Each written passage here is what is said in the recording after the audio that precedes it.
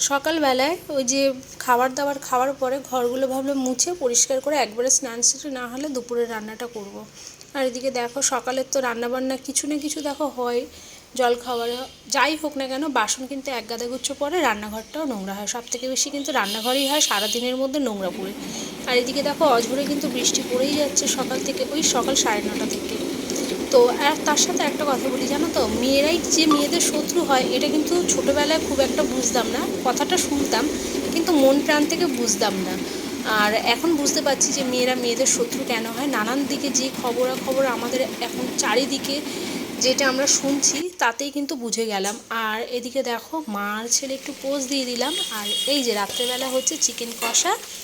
আর চিকেনটা এখন এই যে ভালো করে কষিয়ে নিচ্ছি, আর টমেটো দিলাম, এর সাথে আমি ধনেপাতাও দিয়েছিলাম। তো চলো একটু গরম জল দিয়ে দিই, আর মাইক্রো ওভেনে ওই 10 সেকেন্ডের মতো একটু গরম করে নিয়ে ব্যাস জলটা দিয়ে দিলেই